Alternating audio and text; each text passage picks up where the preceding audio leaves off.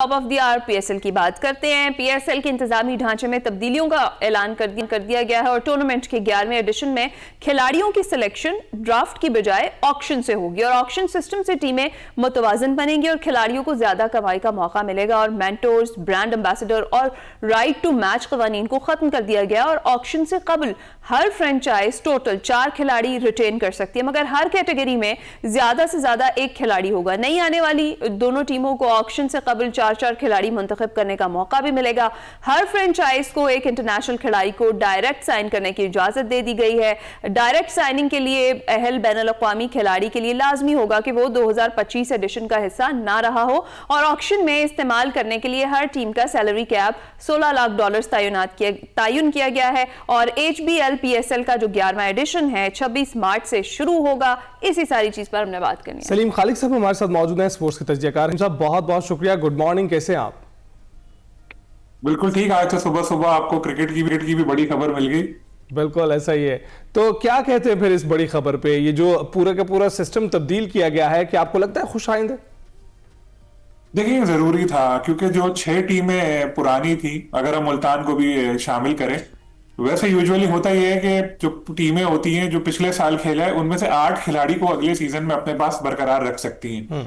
तो अगर वो 8 खिलाड़ी बरकरार रखती, जो 2 नई टीमें आई हैं वो तो फिर मेरे आपके जैसे प्लेयर ही उनके लिए बचते। तो इसके लिए जरूरी था कि एक फेयर प्ले के तौर पर के जो रिटेंशन है उनको कम किया जाए।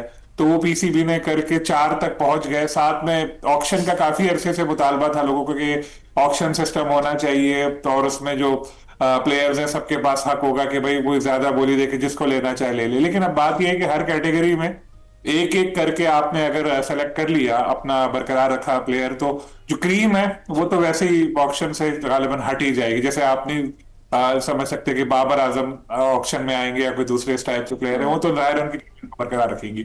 बाकी जो प्लेयर है उनके लिए ये अच्छा होगा मौका। फॉरेन प्लेयर में भी फिर एक डायरेक्ट करने की इजाजत मिली है, वो भी एक अच्छी चीज है कि आप इसी पर अगर हम देखें तो ये टीम्स के लिए ज्यादा मुश्किल नहीं हो जाएगा, क्योंकि कुछ प्लेयर्स तो पहले सीजन से ही साथ चल रहे हैं टीम्स के, उसमें से अगर 4 तक रख सकते हैं तो फिर ये बाकी को रिलीज करना कितना मुश्किल होगा? आपकी बात बिल्कुल ठीक है, मुश्किल तो उनके लिए होगा। लेकिन अब अगर हम ऐसा नहीं होता तो जो नई टीमें 2 आई वो किधर जाती, फिर तो उनके लिए कुछ बचना ही नहीं ना। तो ये करना भी ये जरूरी था। वो तो 0 रिटेंशंस का मुतालबा कर रही थी कि किसी को कोई भी प्लेयर बरकरार रखने का मौका ना मिले, लेकिन फिर बात हुई 4 पे आके बात तय हुई है। तो उसकी वजह से कुछ तो बच ही जाएंगे प्लेयर। 8 नहीं तो चलो 4 में आ ही जाएंगे। मेन तो प्लेयर आपके इतने 3-4 ही होते हैं, तो वो मौका मिल जाएगा। हाँ, कैटेगरीज का जरा थोड़ा फर्क एक पड़ेगा, लेकिन इससे ये है कि नई टीमों को भी फिर मौका मिलेगा कि वो भी अच्छे स्क्वाड्स अपने देखें। पीएसएल उसी वक्त तगड़ी है जिस वक्त एक मुकाबले से भरपूर क्रिकेट हो। उसके लिए जरूरी है कि सारी टीमें मजबूत हो। आप वर्ल्ड कप देखती हैं, वर्ल्ड कप में कुछ टीमें बहुत अच्छी होती हैं, कुछ टीमें नामीबिया, जिम्बाब्वे, कीनिया, तो शुरू में उनके मैच होते हैं, हम लोग यही दुआ कर रहे होते हैं यार ये लोग जाएं, फिर बड़ी टीमों के मैच शुरू हो तो मजा आए। तो हमें पीएसएल को ऐसा नहीं बनाना, पीएसएल को एक तगड़ा रखना है। तगड़ा रखने के लिए जरूरी है कि सारी टीमें बैलेंस हो, लेकिन उसके लिए चले इतना तो मान लिया पुरानी फ्रेंचाइज के भी कि 4 रिटेंशन की उनको इजाजत दे दी, 0 होता तो बहुत ही एक मसला। अच्छा, तो ये जो खिलाड़ी अब रिटेन किए जाएंगे, क्या उनको नुकसान तो नहीं होगा? क्योंकि जो रिटेन नहीं किए जा रहे हैं वो अपने मुआवजे बुलंद कर सकेंगे। Good question.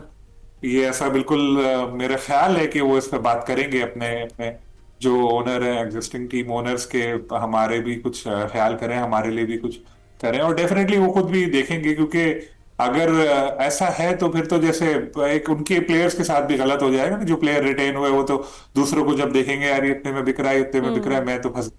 तो मेरा नहीं ख्याल कि ऐसा कुछ हो। उनकी अपनी फ्रेंचाइज के साथ कुछ ना कुछ अंडरस्टैंडिंग होगी इस हवाले से, ताकि उनको भी ऐसा ना लगे कि वो रिटेन हो गए, उनके साथ गलत हुआ है। अच्छा, तो सलीम खान साहब, ये जो तनख्वाहों का बढ़ना है, क्या इससे लीग के मेयार में भी बेहतरी आएगी? देखिए, 1.3 था, $1.6 मिलियन अब हो गया। उसमें से आपकी मर्जी आप कितने खर्च करना चाहें। तो पैसे से देखिए कुछ तो फायदा जाहिर होगा। खासतौर पर जो नई टीम आई है वो तो पैसे वाले हैं काफी, खासतौर पे यूएस वाले हैं। हो सकता है वो एक आध कोई बहुत बड़ा प्लेयर भी लेकर आ जाए जो ये डायरेक्ट साइनिंग का मौका मिला है। कुछ ना कुछ तो फर्क पड़ेगा। और लेकिन इतना ज्यादा 1.3 से 1.6 कोई बहुत ह्यूज डिफरेंस भी नहीं है। जो मार्केट में अवेलेबल प्लेयर्स हैं वही आपको उठाने पड़ेंगे बाहर के, क्योंकि ज्यादातर आईपीएल में भी जा चुके हैं। और ये एक अच्छी चीज की है डायरेक्ट साइनिंग में पीसीबी ने, कि उन लोगों को बुलाओ जो पिछले साल ना खेले हो, क्योंकि जो पहले खेल कर गए हैं उन्हीं को दोबारा लाने का फायदा नहीं। तो इससे हो सकता है कि कुछ अच्छे नाम हमें मिल जाए, जो आईपीएल से भी हमने देखा बहुत सारे प्लेयर गए नहीं खेलने के लिए। राइट। तो सलीम साहब, इन्फ्लेशन को कंसीडर किया जाए तो क्या वाकई हम लोग बेहतरी की जानिब जा रहे हैं, या कहीं पे आपको लग रहा है कि बेहतरी की जरूरत है? देखिए, बेहतरी की जरूरत तो हमेशा रहती है कोई भी काम हो, लेकिन एटलीस्ट सफर शुरू हो चुका है बेहतरी के जानिब। 2 नई टीमें आई हैं, 8 टीमें आ गई हैं, तो अब पीएसएल, इसका मतलब ग्रोथ हो रही है। और जिस तरह से फरोख्त हुई टीमें आपने देखा 1.85 और 1.75 में गई टीमें, तो ये एक बहुत बड़ा अमाउंट था। तो सफर तो शुरू हो चुका है। और ये जिस तरह से अभी ऑक्शन मॉडल आया है और ये डायरेक्ट साइनिंग का है, बजट थोड़ा बड़ा है, क्योंकि हमें अपने चादर दे के पांव फैलाने हैं ना। तो एकदम हम अगर कहते थे कि भाई हमने तो चलो $3 मिलियन कर लिया, तो जो एग्जिस्टिंग फ्रेंचाइज हैं क्या वो इतना अफोर्ड भी कर सकती हैं, ये भी हमें देखना है ना।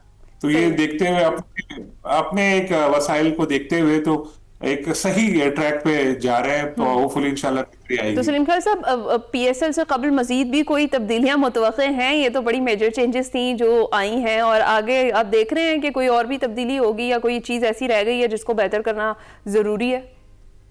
देखिए, ये ऑब्वियस चेंजेस थी, ये हमें पता था, सबको, आपको भी पता होगा। हम लोग इस पर डिस्कस भी कर चुके थे, 2 दिन पहले खबर भी दे दी थी हम ऑक्शन की, क्योंकि जो 2 नई टीमें आई हैं उनको लाने के बाद जरूरी था स्ट्रक्चर में चेंजेस करना, तो वो तो ऑब्वियस थी।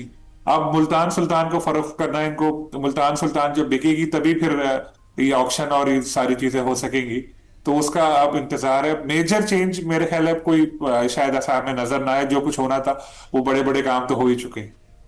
राइट। तो ये बताइएगा कि क्या ये अगर बिक जाती है मुल्तान सुल्तान भी, तो क्या आपको नहीं लगता प्रेशर मजीद बिल्ड होगा और इनके जो खिलाड़ी हैं उनको भी रिटेन करना होगा? देखिए, वो तो सबके लिए एक रूल बन गया है ना, 4 रिटेंशन दे दी, और जो नई टीमें आएंगी उनको भी 4 प्लेयर लेने का हक दिया जाएगा पहले ही। तो एक सबके लिए एक यकसा मौके हैं।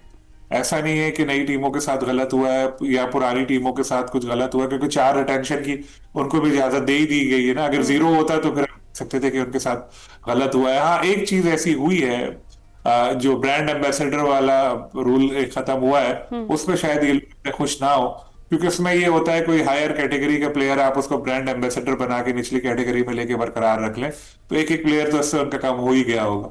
तो लेकिन ओवरऑल अगर हम देखें तो ऐसा नहीं है कि उनको पूरा नजरअंदाज कर दिया गया हो, जो पुरानी टीम है। और नई टीमों के साथ भी ऐसा नहीं है कि उनको फेयर चांस ना मिला हो, उनको भी बिल्कुल फेयर चांस मिला है। तो अब अच्छा मौका है सबके पास बैलेंस टीमें बनाए, ताकि अच्छी क्रिकेट देखने को मिले, मुकाबले से भरपूर क्रिकेट देखने को मिले।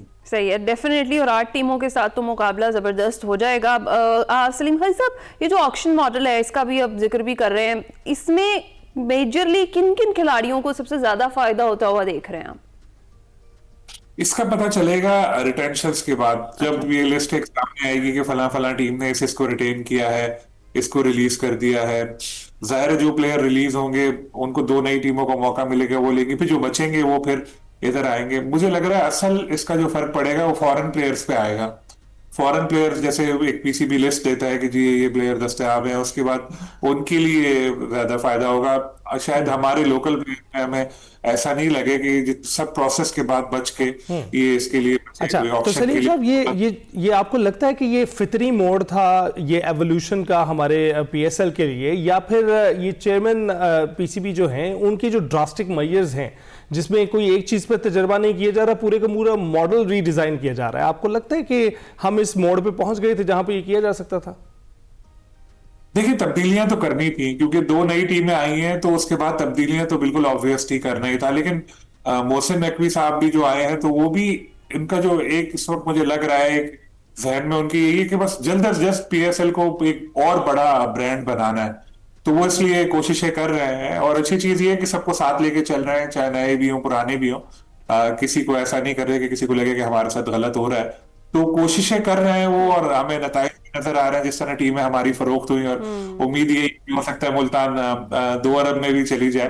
तो ये सब बेहतरी की तरफ इशारा कर रही है चीजें। अब आगे कॉन्ट्रैक्ट होने, कमर्शियल टेलीविजन राइट्स का कॉन्ट्रैक्ट होने, ये सब भी अच्छी तरह अच्छा ही अच्छा होता है इंशाल्लाह नजर आ रहा है। और 10 साल हो चुके हैं पीएसएल को, तो अब 10 साल बाद अब क्योंकि कॉन्ट्रैक्ट खत्म हुए थे, फिर रिन्यू हुए कॉन्ट्रैक्ट, एक अली तरीन का कॉन्ट्रैक्ट रह गया, 2 नई टीम मुल्तान भी बिक रही है, तो ये तब्दीलियां 10 साल बाद तो होनी ही थी। सही। तो अच्छी चीज है कि हो रही है और पॉजिटिव वे में हो रही है। चलें, बहुत शुक्रिया। सलीम खालिक साहब हमारे साथ मौजूद थे, पीएसएल के हवाले से हम रहे थे। अभी हम ब्रेक पर जाएंगे।